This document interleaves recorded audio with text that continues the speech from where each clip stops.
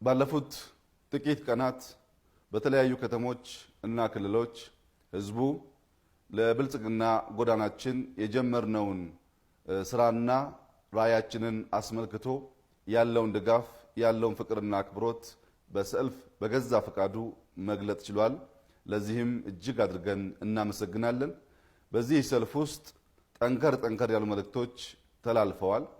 አንደኛው ከሰፊው የሀገር ወዳድ ማሳችን ውስጥ የሰላም፣ የዲሞክራሲ፣ የብልጽግና አዝመራን በጣምራ መሰብሰብ እንችል ዘንድ እያንዳንዱ ሀገር ወዳድ ፖለቲከኛ፣ ዜጋ፣ ምሁር፣ አርሶ አደር፣ ሴትና ወንድ በተባበረ ክንድ አንዱ ለአንዱ መከታ በመሆን ሀገሪቱን ካለችበት ሁኔታ ወደሚቀጥለው ደረጃ ማሸጋገር እንዳለብን የሚያመላክት ነው።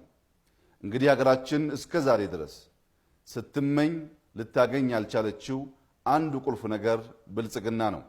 ብልጽግና በቀላሉ የሚገኝ ነገር አይደለም። ትጋት ይፈልጋል፣ መተጋገዝ ይፈልጋል፣ መደመር ይፈልጋል፣ መተሳሰብ ይፈልጋል፣ ጠንክሮ መስራትም እንዲሁ ይፈልጋል። በዚህ ሰልፍ ውስጥ ከተላለፉ መልእክቶች ውስጥ አንዱ በተባበረ ክንድ ሰርተን ይህንን ራዕይ እናሳካለን የሚለው ህዝብ ከፍተኛ መሆኑንና ከውስጥ ፈንቅሎ የወጣው ስሜቱም የሚያሳየው የጀመርነው ስራ የጀመርነው ራዕይ ኢትዮጵያ ካለችበት ወደሚቀጥለው ደረጃ የሚያሸጋግር መሆኑን በእጅጉ የሚያመላክት ነው። ሁላችሁም እንደምትገነዘቡት ስኬት ካለ ጥረት አትገኝም። የስኬት መሰረቱ ጥረት ነው።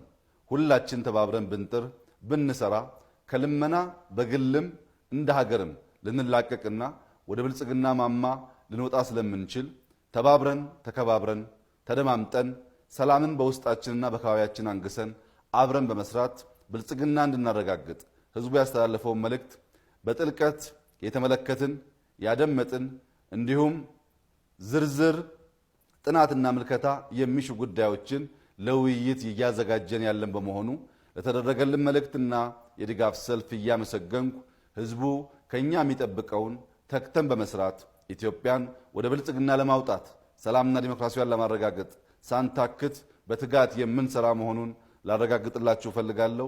ስለተደረገው ሁሉ ሁላችሁንም በመንግስት በራሴ ስምና በብልጽግና ፓርቲ ስም ያለኝን አክብሮትና ምስጋና ልገልጽላችሁ እወዳለሁ። አመሰግናለሁ።